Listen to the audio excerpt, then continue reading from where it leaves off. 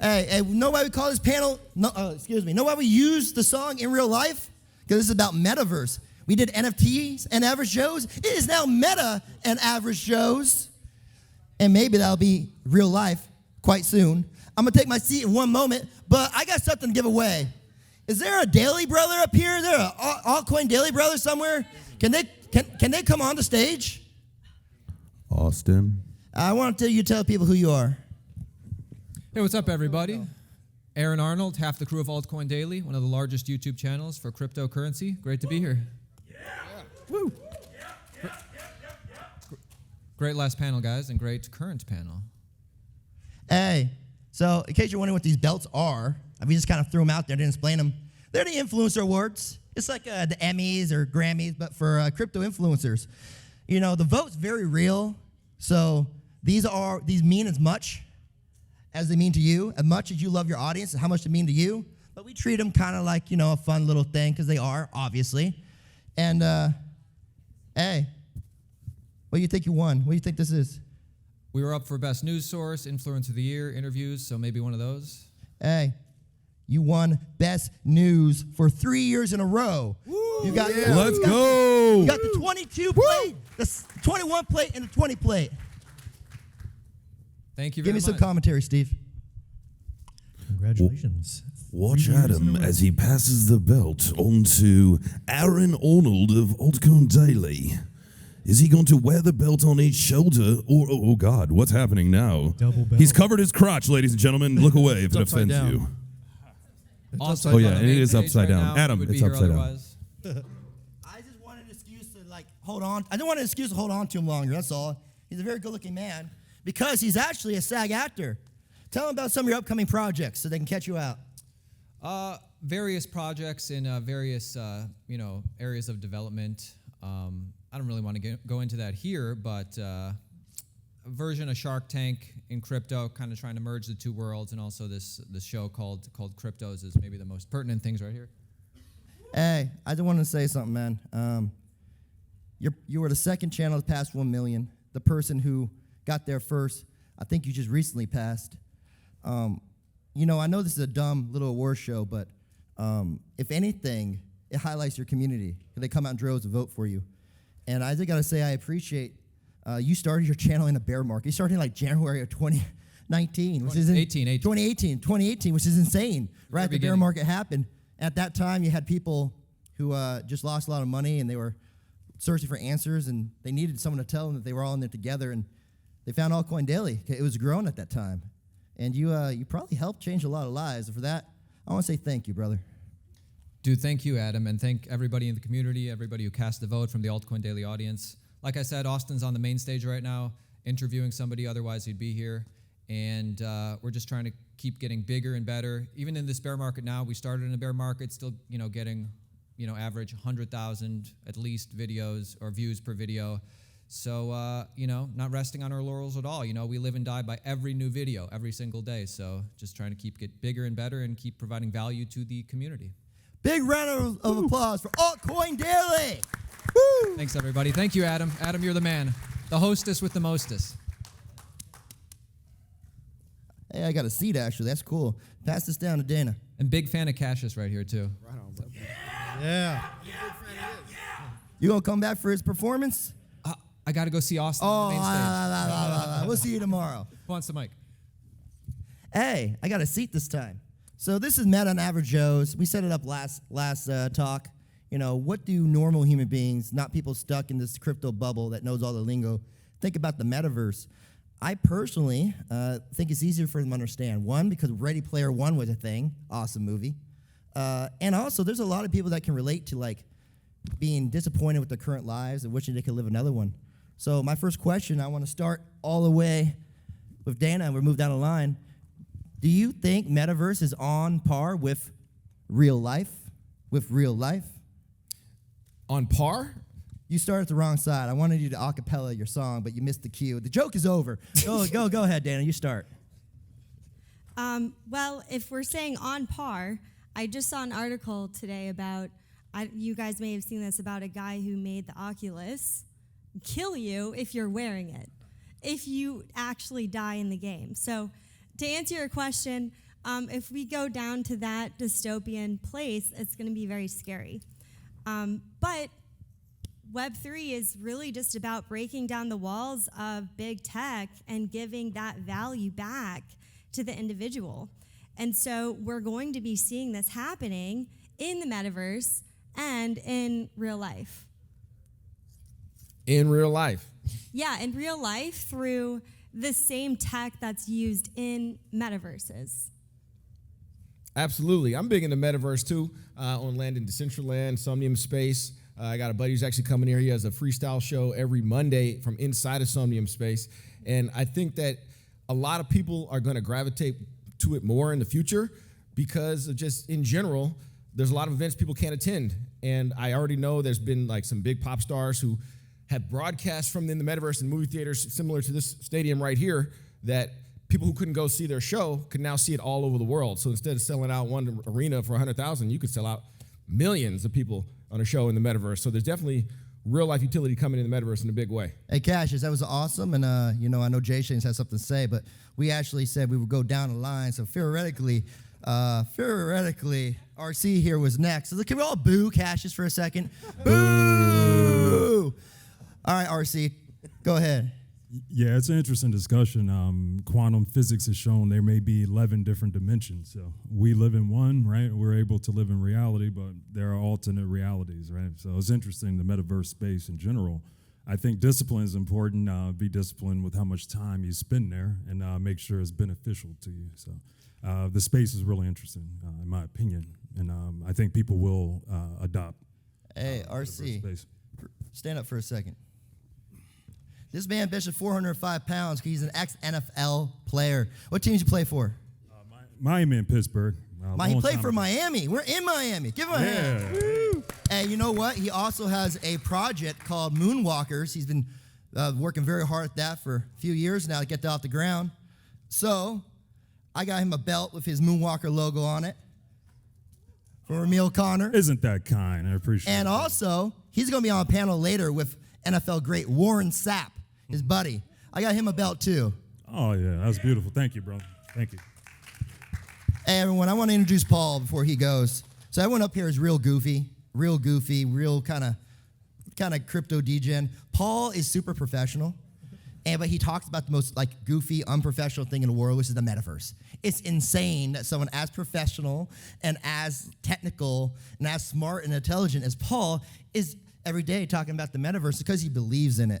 So, Paul, explain to him why you think you believe in it. Yeah, I don't know if that was a diss or not. No. We all love you. Hey, real. Well, we dissed ourselves. Round of applause for Tom for being the smartest one up here. Tom, yeah, I'm Tom. No, I think really what we've at least discovered, at least what we're doing on our show is we've been connected to a lot of major brands, a lot of Fortune 5s over the years. We run a media business, and one of the things that's very unique to me is when people ask me, what is the metaverse? And I'm like, well, the mainstream isn't necessarily there yet, but don't worry about the mainstream because the masterminds are.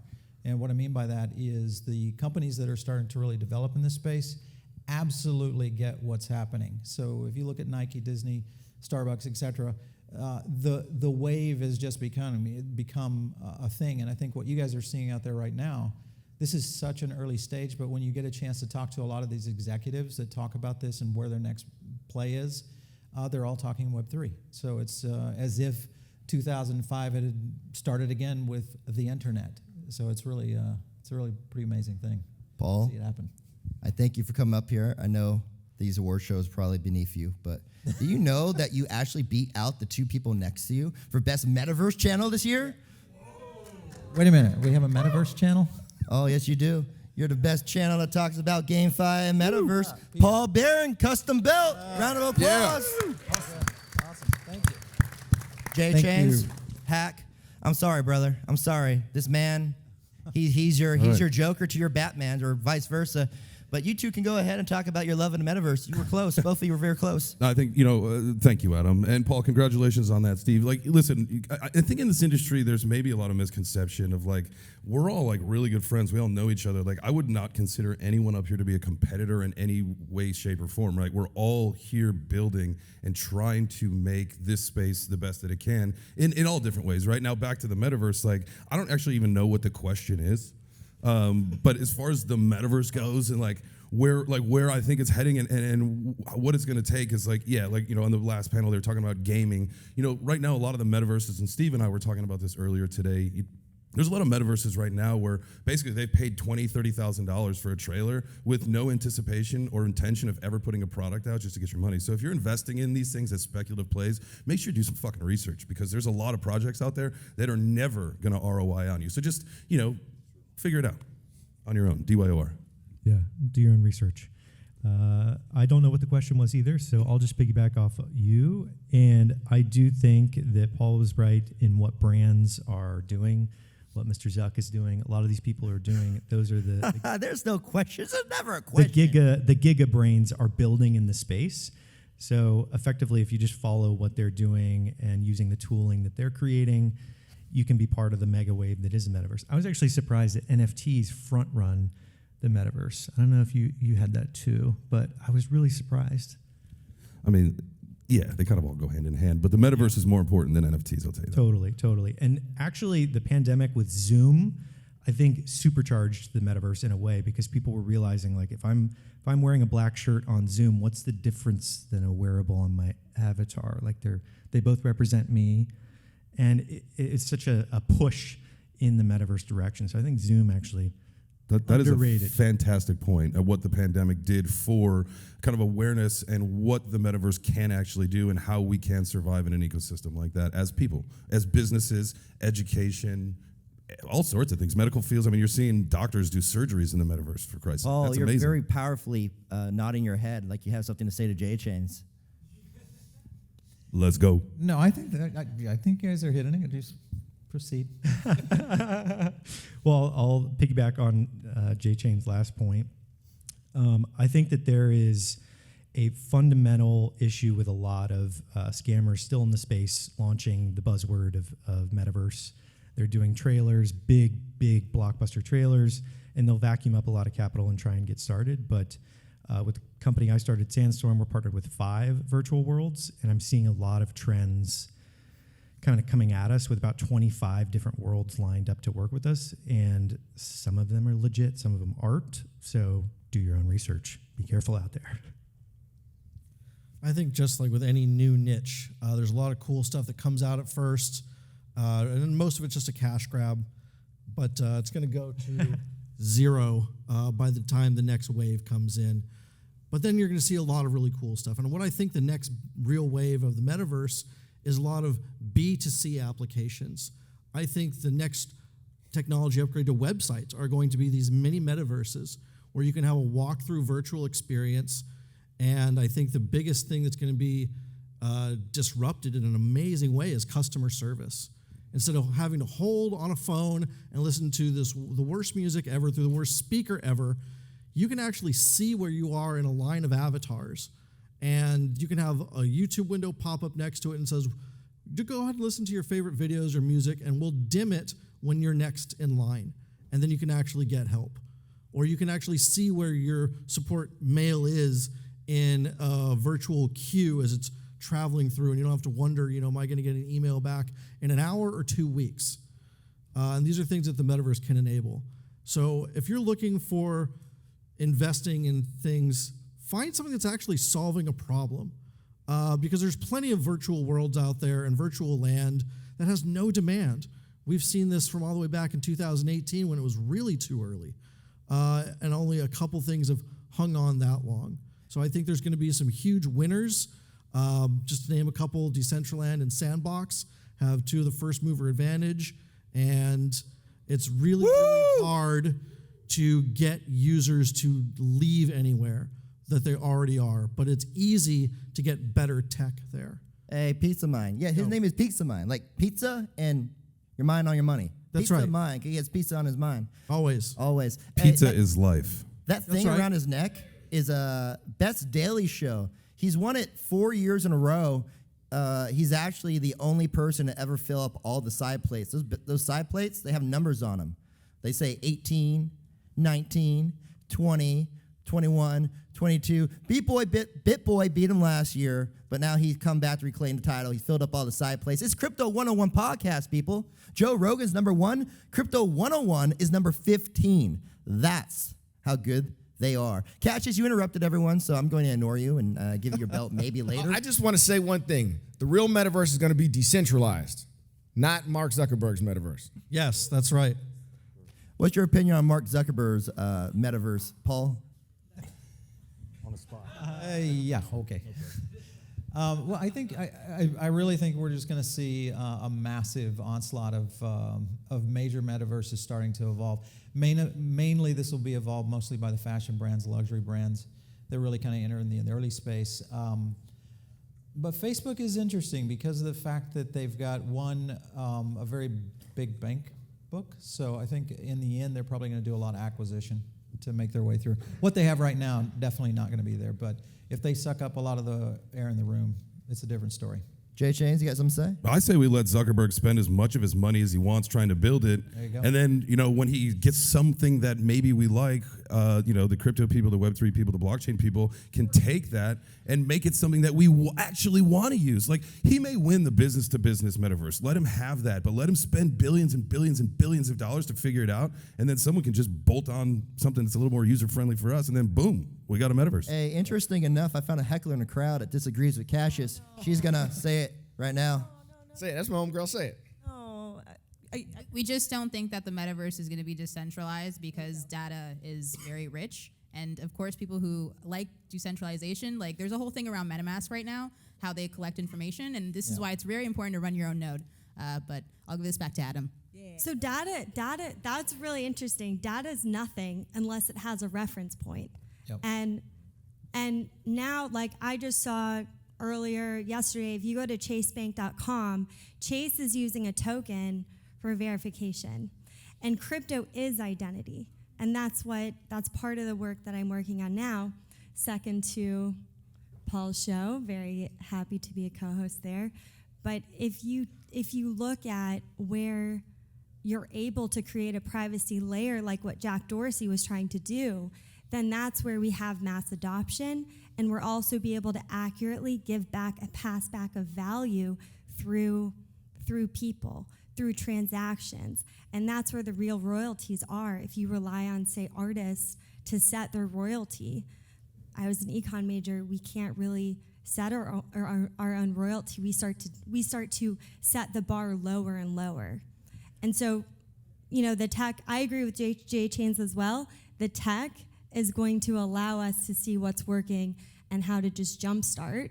But then it's up to these smaller companies to figure out how to make it truly decentralized and the ways that are important to be decentralized, but also centralized to protect. Hey, Yes. Steve, Yep. Steve and Jay Chains, I'm in the crowd. You know what that means. We got questions. Hi, Mona. Hi guys. Hi Paul. Hey guys, how are you? Mona from Metaverse Express. I talk to you guys often throughout the months and weeks. We all, we cover Metaverse and we talk to a lot of founders and builders and creators, and everyone is in this race of making this ideal Metaverse environment, right? And most of the people that we know in this space that are taking a proactive role are coming from that gaming scene, gaming industry.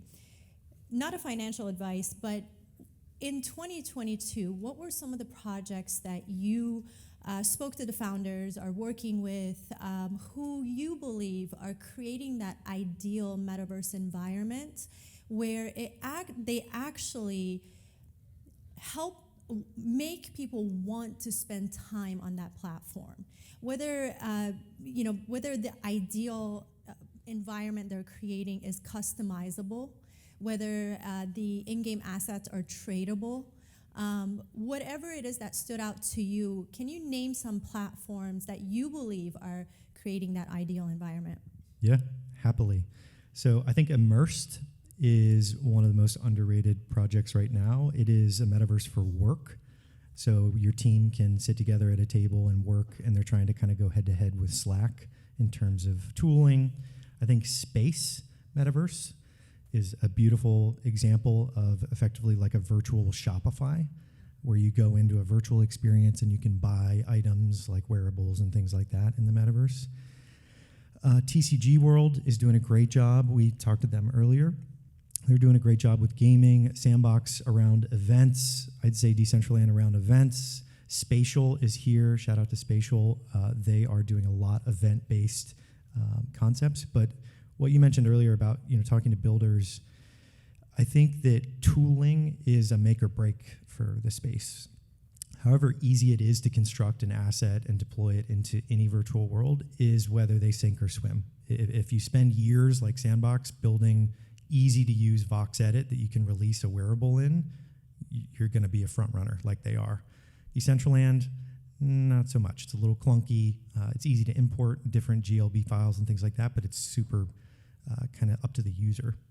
So tooling is pretty much a make or break, but those are sort of my faves. And there is a lot coming out in mental health. We were talking about that earlier. A lot of really cool worlds for mental health focus. Hey, RC, what's your favorite metaverse? You son of a bitch. I have to go back to the NFT discussion from the other panel, right? I think there's a lot of diversity within NFTs. You don't have to fit or be pigeonholed into one type of use case or utility, right? And an example with our project, it's real world value that we're trying to bring to the crypto world. Example, you can have a session, a Zoom session, and ask any question to said celebrity, right, with the NFT. That's kind of cool, right? When you like to ask a question of your favorite entertainer, right, through their NFT, as well as, say, memorabilia. So I guess the point is, don't be discouraged if you do create NFTs and you don't have the traditional utility. You can be creative and innovate with your utility. One of the things that I wanted to kind of piggyback on what Steve was saying, and we had talked about this before, to me, like the whole idea of like what metaverses like speak to you and resonate to you, like what do you want it for? What are you in this for? Are you a gamer? Well, then find a metaverse that's gaming centric and that you'll be happy. Me particularly, I'm not a gamer. I wouldn't get into any metaverse for the gaming aspect of it, except for maybe the other side for the flex, right? Me, like I want to build a podcast studio in the metaverse. So like Ethereum Towers, that's a metaverse built for non-gamers. That's me. Okay, I wouldn't join a metaverse for gamers because that's not me. So I think you really got to figure out like what do you want from it, and then you can go from there to figure out which metaverse best suits your needs. Hey, Jay Chains, you're a lot of things, but a gamer you're not, I guess. Hey, we got an interesting question here. Stand up. He's going to poll the audience, actually. Hey, guys, I have one question concerning the current adoption of the metaverse. It would be interesting of all of you guys here in the hall, how many of you actually have spent time in the metaverse? So who was in the metaverse? Okay, I would say, well, more than 50%. Like I wouldn't have even guessed that.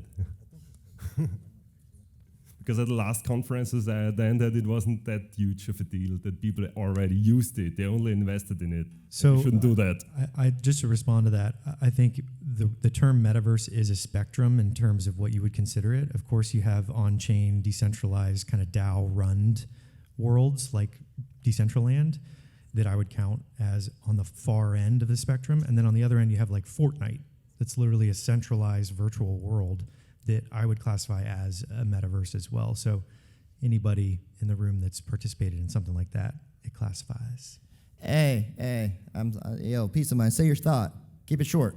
I was just going to say one other thing that I like for a metaverse is portals on Solana.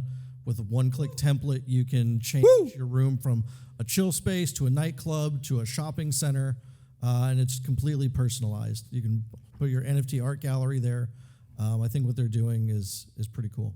Solana is dead. Sorry, R.I.P. Solana. No, it'll be fine. I promise.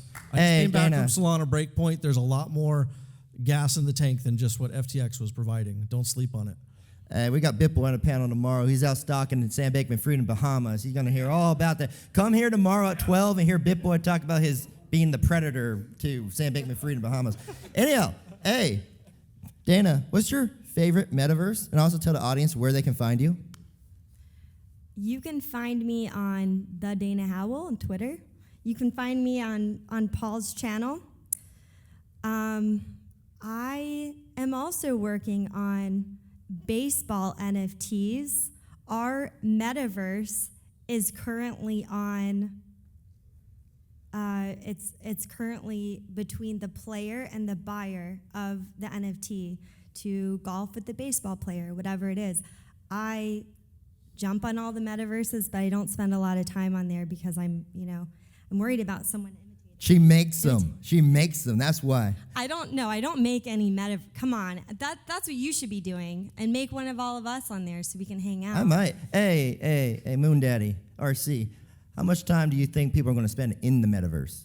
That's my concern. I mentioned earlier, right? You have to be disciplined with your time, right? If it's not benefiting you, I wouldn't recommend sitting there for 8 hours, right? That's what scares me in regards to metaverses and things like that. I'm not a huge proponent yet.